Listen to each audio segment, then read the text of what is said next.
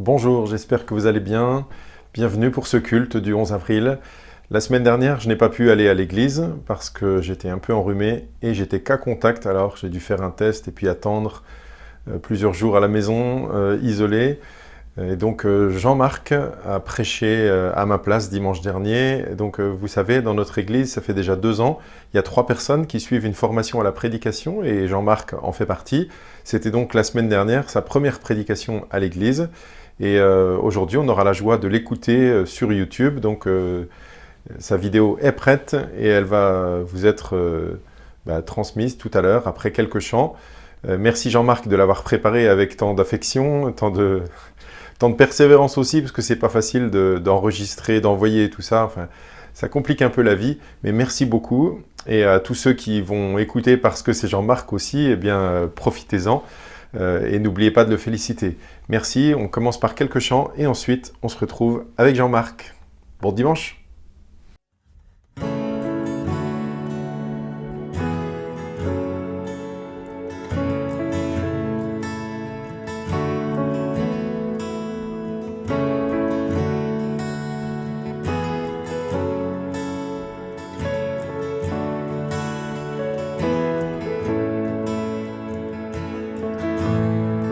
Quelle terrible angoisse t'a saisi lorsqu'est arrivé ce moment où tu avais donné ta vie, prendre sur toi le châtiment.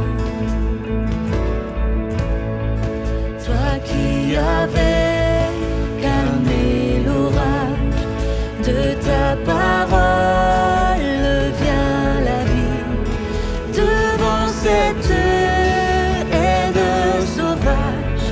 Pour ta défense, tu n'as rien dit. Condamné pour que nous soyons libres, mis à mort pour que nous puissions vivre. Salis, nous sommes rendus purs et nous sommes guéris par tes meurtrissures. Au lieu de te sauver toi-même, comme ton pouvoir l'aurait permis, tu as supporté le blasphème, bénissant même dans l'agonie. Nous marchions dans l'obscurité, voulant trouver nos propres voies, mais ta lumière s'est levée et nous voici devant la croix. Condamnés pour que nous soyons libres, mis à mort pour que nous puissions vivre. Salis, nous sommes rendus purs et nous sommes guéris par tes meurtrissures.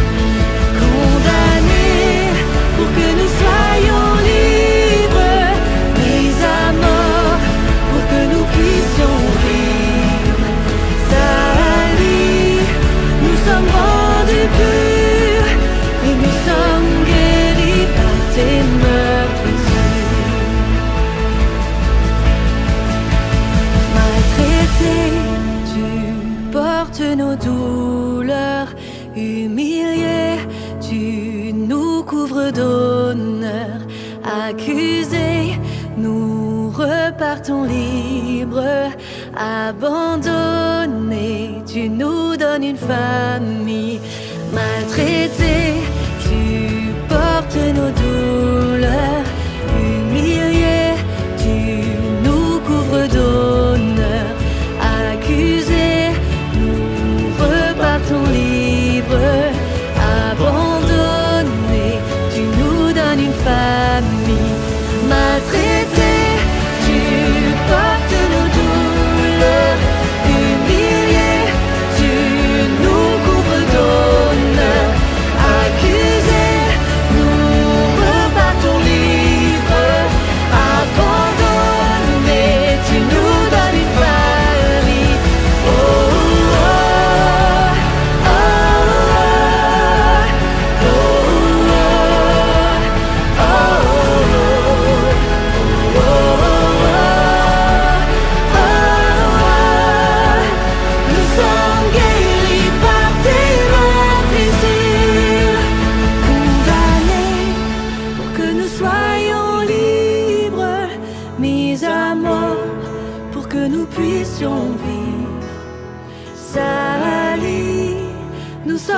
rendus purs et nous sommes guéris par tes meurtrissures.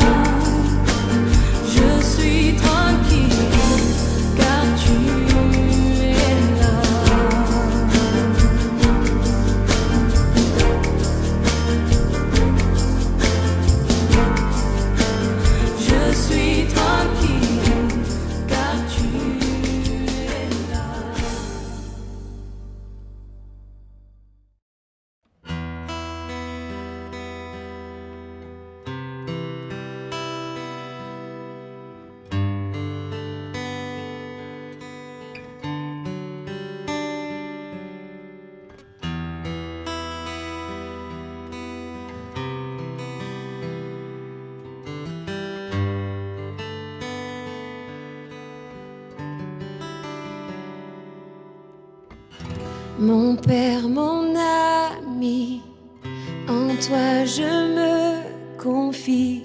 Je sais que tu n'as jamais failli.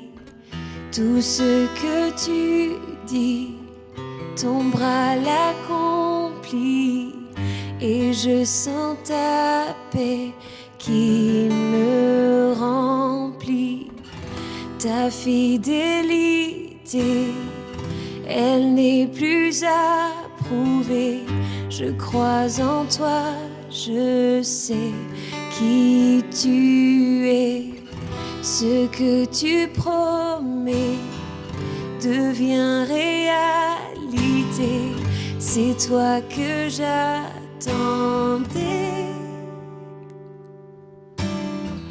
J'espère en toi, mon Dieu. J'espère en toi, mon roi. Je sais en qui je crois, en celui qui vit en moi. J'espère en toi, mon Dieu. J'espère en toi, mon roi. Je sais en qui je crois. Mes yeux sont fixés sur toi.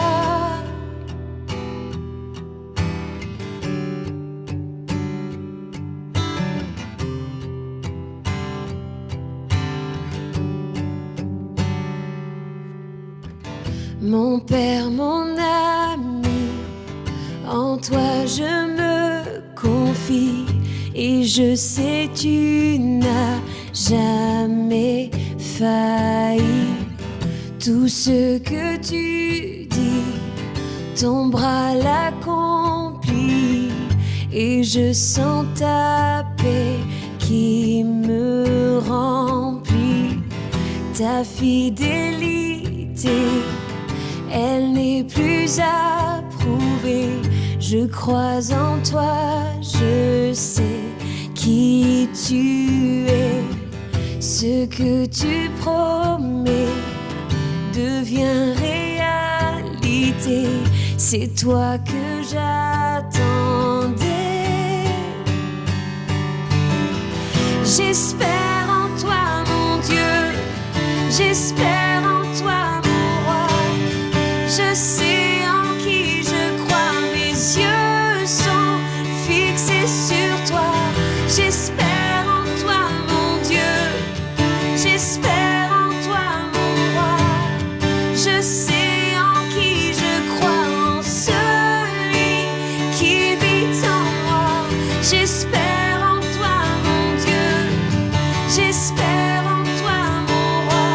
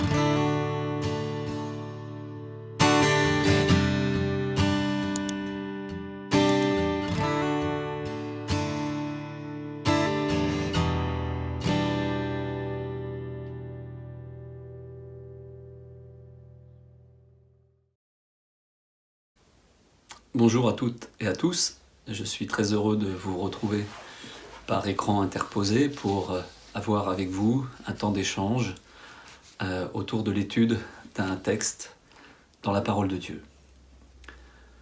Alors pour ceux et celles d'entre vous qui avaient eu l'occasion d'organiser un mariage, vous savez que ce qui est très compliqué à faire dans un mariage, il y a beaucoup de choses compliquées, mais il y a notamment mettre au point le plan de table. Pour positionner les mariés, les parents, frères, sœurs, témoins, c'est pas un problème. Le premier cercle, ça va. Mais dès qu'on passe au deuxième, troisième, voire quatrième cercle, là, ça devient beaucoup plus compliqué. Mais bon, on y est arrivé, après bien des prises de tête, si vous me permettez l'expression, on est arrivé à faire un plan de table. On l'affiche à l'entrée de la salle, le jour j'y arrive, et en plus, on met des petits cartons avec le nom des personnes sur chaque table.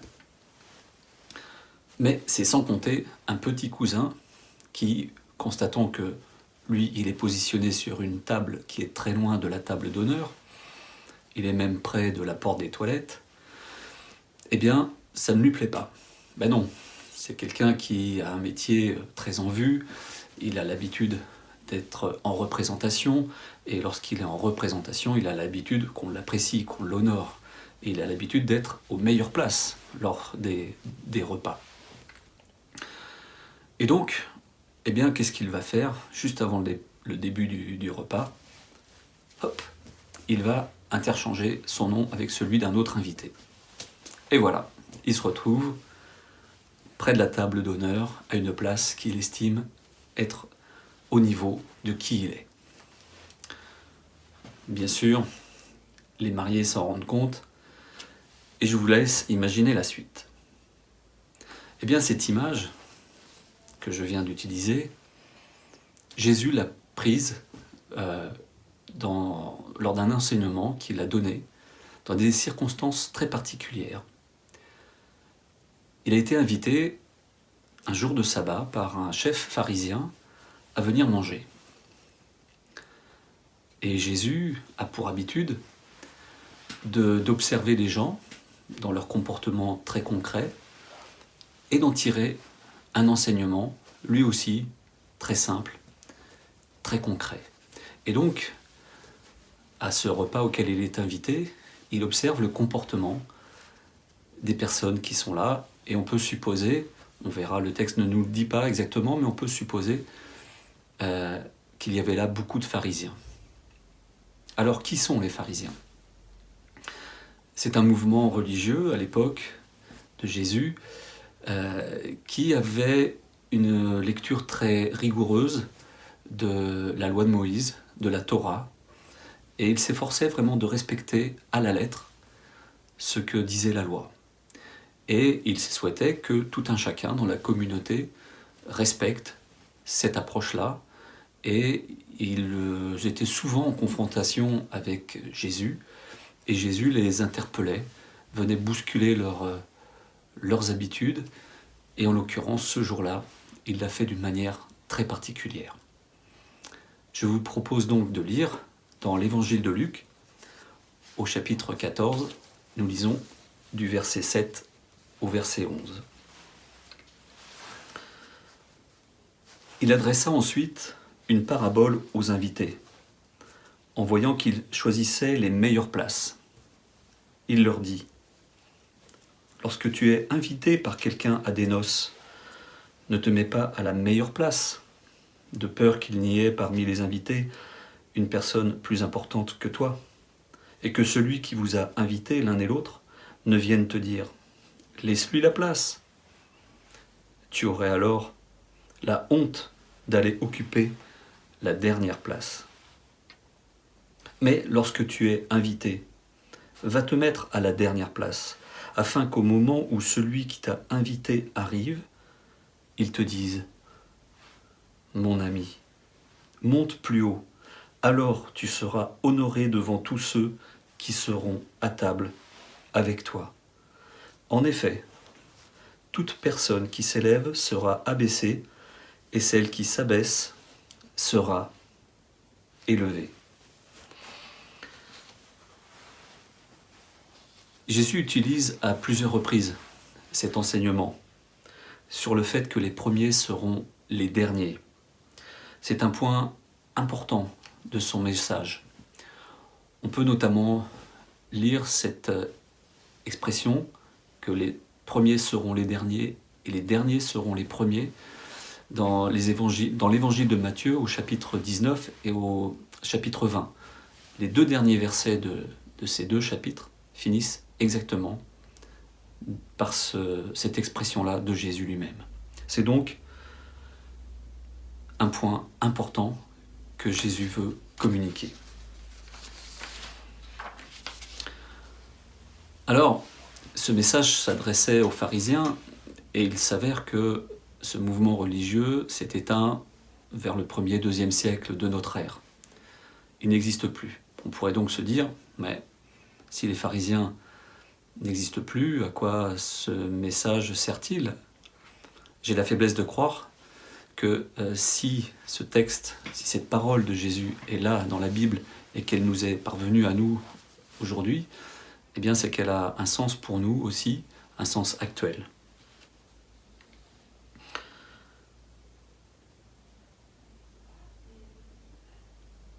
Cette parabole nous dit que nous devons honorer le Maître en nous soumettant à sa volonté, à son plan de table, pour être à la place qu'il veut que nous occupions et non pas à la place que nous voulons prendre par nous-mêmes.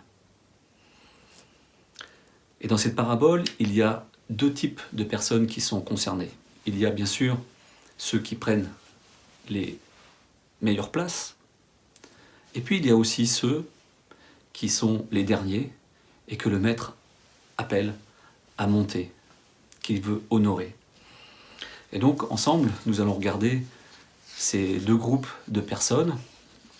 Qu'est-ce que ça représente concrètement peut-être pour nous aujourd'hui ?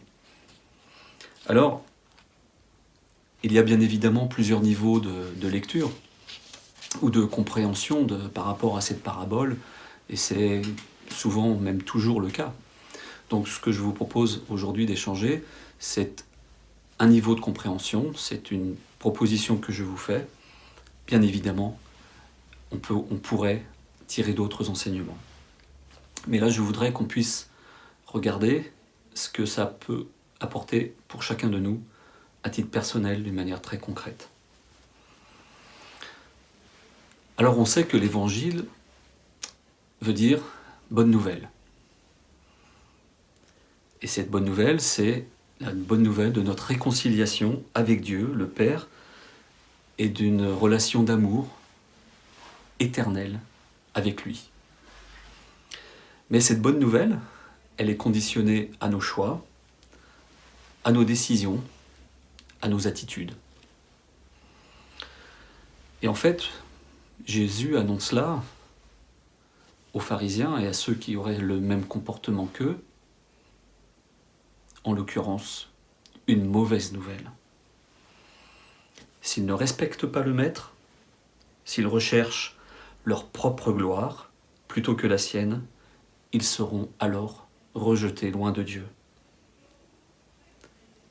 C'est terrible, mais c'est une réalité voulue par Dieu à laquelle nous devons nous confronter.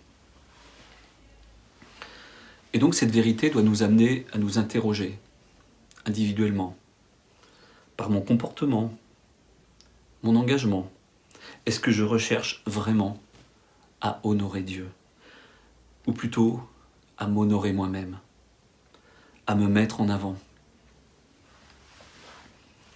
On peut bien sûr avoir un réel talent, du charisme, une autorité naturelle, une compétence, un savoir-faire, une intelligence supérieure, qui nous amène à prendre naturellement, et je mets des guillemets à naturellement, les premières places. Et là je parle des places dans l'Église. Et ça marche bien dans beaucoup d'organisations humaines. C'est comme ça que ça fonctionne. Les meilleurs, les plus en capacité, prennent les meilleures places.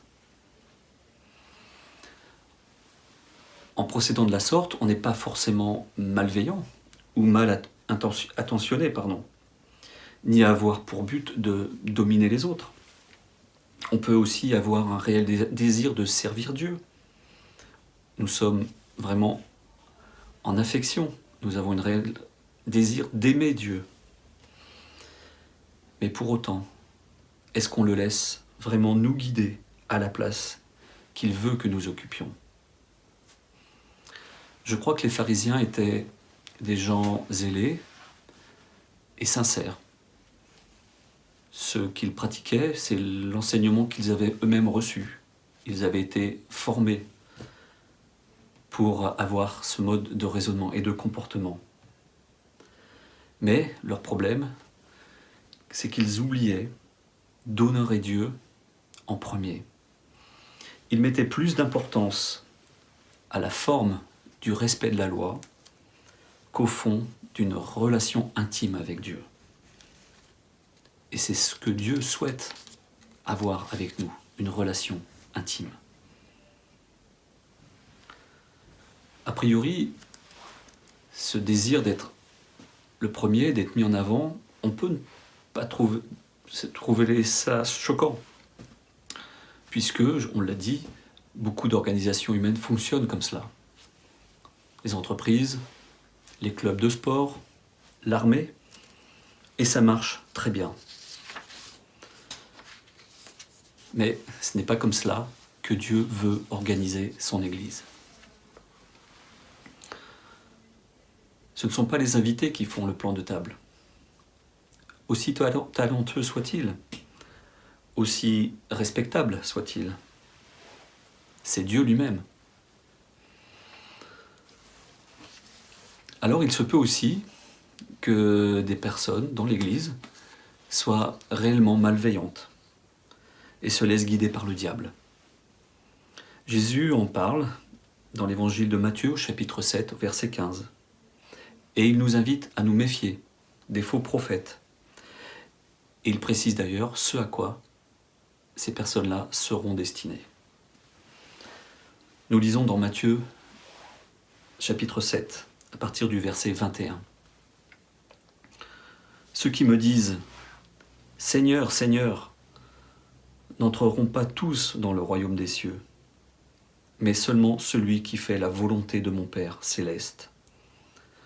Beaucoup me diront ce jour-là, « Seigneur, Seigneur, n'avons-nous pas prophétisé en ton nom? N'avons-nous pas chassé des démons en ton nom? N'avons-nous pas fait beaucoup de miracles en ton nom ?» Alors, je leur dirai ouvertement, « Je ne vous ai jamais connus. Éloignez-vous de moi, vous qui commettez le mal. » C'est une terrible nouvelle, là aussi, que Jésus va rejeter ces personnes au jour du jugement. Jésus le dit lui-même, il peut y avoir dans l'Église des personnes mal intentionnées qui se mettent en avant, qui occupent une place qui ne leur est pas attribuée. Et lorsqu'elles paraîtront devant Dieu, elles seront alors sévèrement jugées. Cette vérité, qui est dure, est une vérité biblique, et nous devons y être attentifs. Cette parabole de Jésus est donc bien actuelle, malgré le fait que les pharisiens n'existent plus. Elle nous concerne, elle nous amène à nous interroger sur notre attitude, sur notre comportement. Et tout un chacun qui est engagé dans l'Église, ou qui souhaite le faire, doit se poser la question. Suis-je bien à la place que Dieu veut que j'occupe ?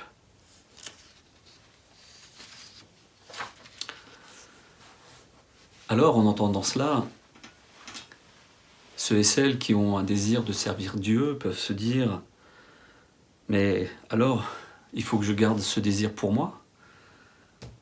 Je dois rester en arrière ?» On pourrait penser, à la lecture de cette parabole, qu'il est juste que les chrétiens soient toujours en arrière, toujours en retrait, et qu'ils ne prennent pas telle ou telle responsabilité. Mais Jésus ne dit pas cela dans cette parabole. Il dit que ceux qui ne recherchent pas les honneurs seront réellement honorés. C'est notre attitude de cœur qui est jugée, mais le résultat est bien que ceux-là seront bel et bien mis en avant, en premier. Jésus dit que c'est le Maître qui invite ceux qu'il veut honorer à prendre la première place. Certaines personnes aspirent à être en avance, ils ont ce tempérament, ils ont ce zèle, ce désir à être toujours mis en avant. Et puis d'autres, bien non, préfèrent être plus discrets, plus en retrait. Et on peut dire à la lecture de la parabole, eh bien que c'est la bonne attitude. Mais vouloir rester en retrait, lorsque le Maître veut nous mettre en avant, c'est aussi ne pas respecter sa volonté. Cela peut être un manque de respect envers lui. L'apôtre Paul nous dit que nous sommes héritiers de Dieu et co-héritiers de Christ. On peut le lire dans Romains, chapitre 8, verset 17. Et que nous devons aussi aspirer aux dons les meilleurs. C'est toujours Paul qui le dit, dans 1 Corinthiens, au chapitre 12. Il s'agit là de promesses et d'appels qui nous positionnent vers le haut et non pas vers le bas. Nous sommes appelés à l'excellence. Nous sommes fils et filles du roi des rois. Ce n'est pas rien. On n'est pas n'importe qui quand on est chrétien. Et donc nous sommes bel et bien appelés à être honorés, à être mis en avant. Jésus lui-même nous dit que nous ferons des choses bien plus grandes que ce que lui-même a pu accomplir. Il le dit dans l'évangile de Jean, chapitre 14, verset 12. C'est une idée totalement folle, faire des choses plus grandes que ce que lui-même a accompli. Et on reviendra sur ce point-là un peu plus loin. Il n'y a donc rien de choquant à ce que nous occupions les premières places dès lors que nous y sommes invités. Cela entre pleinement dans le plan de Dieu.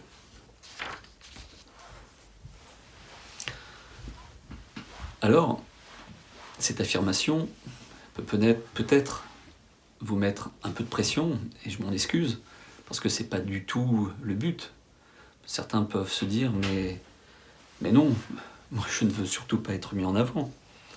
Je ne suis pas talentueux pour exercer tel ou tel service qui me mettrait au premier plan. Telle ou telle autre personne est bien plus méritante que moi. Je ne veux diriger rien ni personne. Alors, en pensant de la sorte, je pense qu'on a une idée fausse de la manière dont est organisée l'Église et de la place que chacun doit y occuper.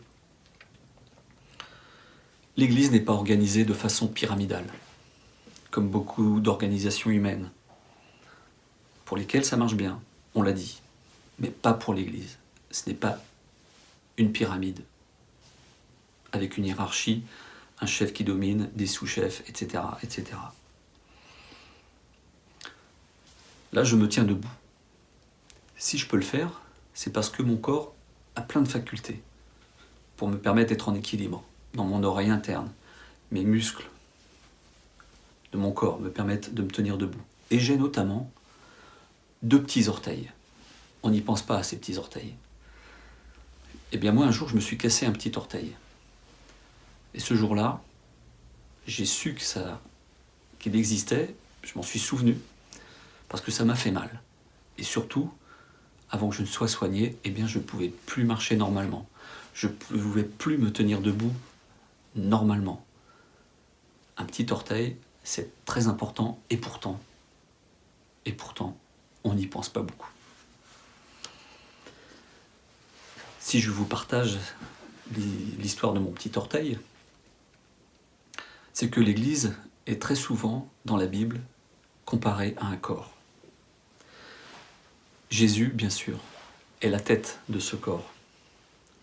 Les références sont très nombreuses dans la Bible.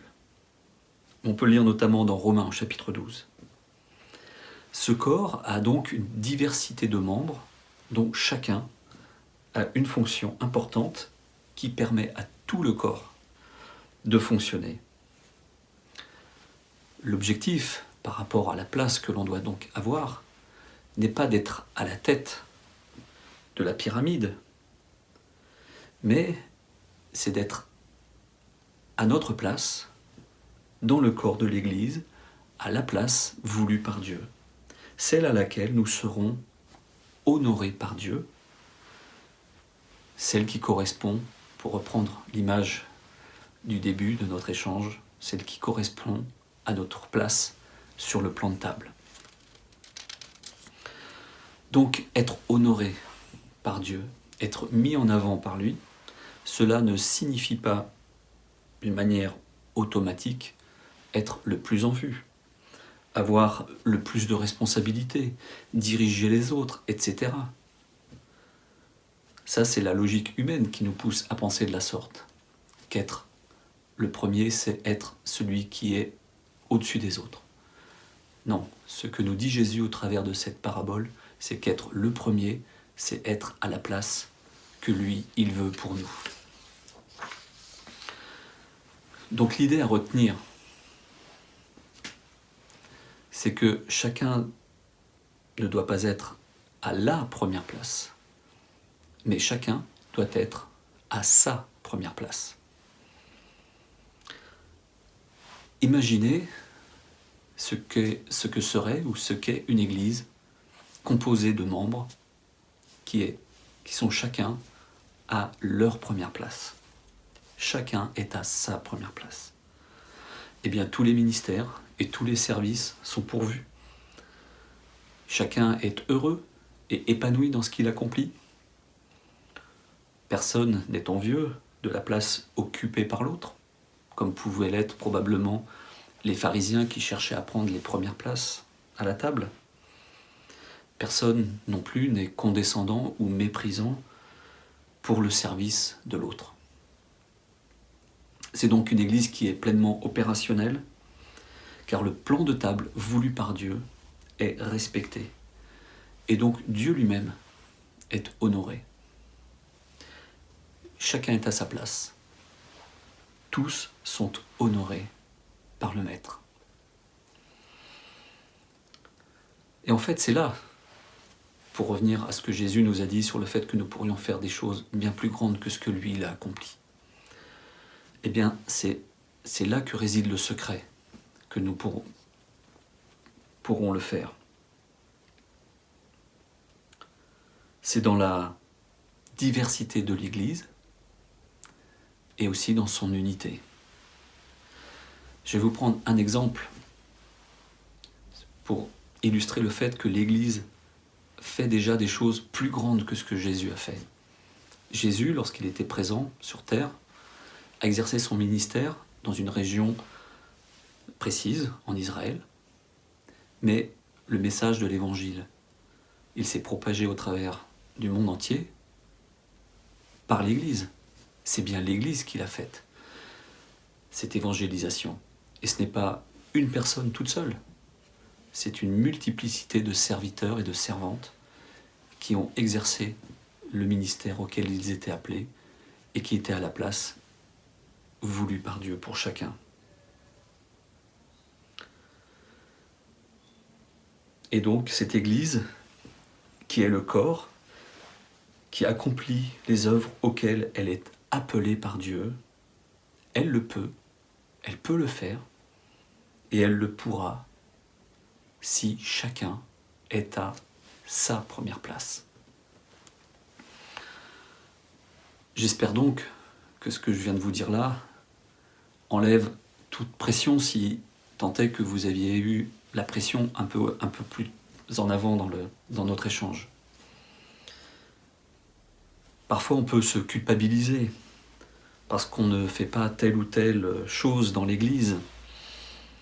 On peut se sentir de moindre valeur par rapport à une autre personne qui aurait un ministère ou une fonction qui serait plus en vue dans l'Église. On se dévalue. Ta première place est-elle celle d'un fidèle dans l'Église, d'une personne qui soutient l'Église? C'est très bien. Ta première place est-elle d'être un intercesseur dans le secret de ta chambre? Et là, pour le coup, c'est pas là qu'on va te voir? Eh bien, c'est très bien, si c'est la place voulue par Dieu. Ta première place est-elle de soutenir les faibles au travers d'actions et d'œuvres sociales? C'est très bien. Ta première place est-elle d'enseigner? C'est très bien. Etc. Etc. Es-tu prêt à être honoré par Dieu? Es-tu prêt à être positionné là où il veut lui-même? C'est ce que Dieu veut faire avec toi. Il veut t'honorer, il veut te donner ta première place. Alors la question qu'on peut se poser, c'est mais comment savoir où est ma place? Et parfois, moi ça a été mon cas, quand j'étais plus jeune, on se casse les méninges. On demande des signes. Seigneur, montre-moi, quelle est ma place? Parle-moi. Alors c'est bien, il arrive que Dieu nous parle d'une manière très directe, très claire, tant mieux, mais ce n'est pas toujours le cas. Alors comment savoir? Eh bien je vous renvoie à une affirmation très simple de Jésus lui-même, encore une fois, une parole très simple de Jésus. Demandez et vous recevrez. Seigneur, quelle est ma place? Personnellement, je suis assez binaire dans mes prises de décision. Je suis chrétien. Chrétien? Oui ou non? Ah oui. Si je suis chrétien, je suis le temple du Saint-Esprit. Oui ou non? Bah oui. Et si je suis le temple du Saint-Esprit, Dieu peut-il mettre en moi des convictions par rapport à un appel ou par rapport à une action que je dois mener dans l'Église? La réponse est oui. Nous sommes le temple du Saint-Esprit lorsqu'on est chrétien. Et Dieu suscite en nous cette certitude que nous sommes à la bonne place. Alors l'appel de Dieu peut assez souvent venir au travers d'une personne ou d'un groupe de personnes qui exercent un ministère que Dieu a placé dans l'Église, ils ont une autorité et ils peuvent dire à tel ou tel chrétien, eh bien, on aimerait bien ou j'aimerais bien que tu fasses cela. C'est important.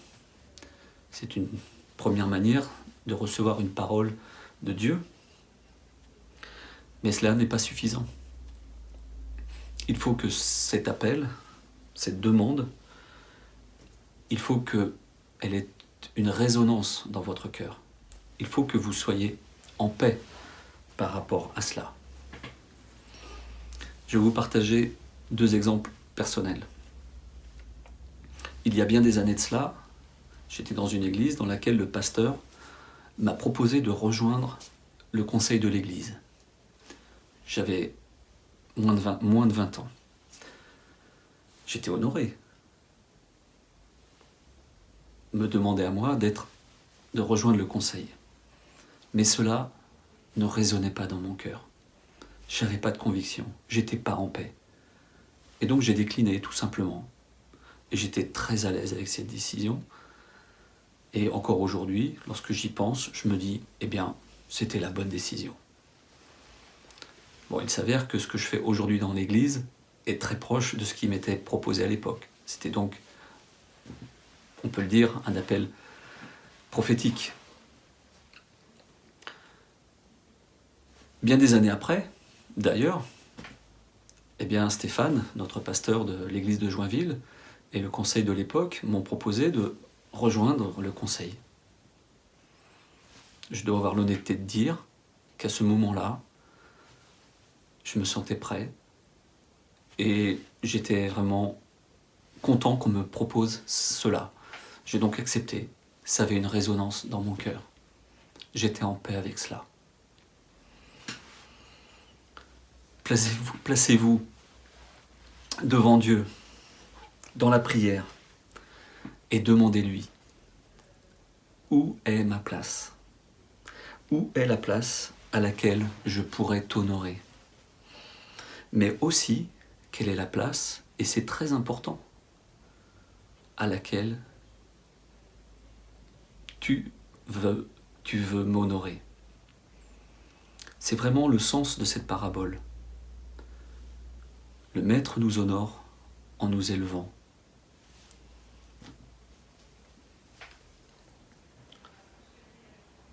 C'est donc très important d'accepter l'honneur que Dieu veut nous faire en nous plaçant à telle ou telle place. Il veut avoir une relation avec nous qui ne soit pas de dominant à dominer, comme pouvaient avoir tendance à se comporter les pharisiens.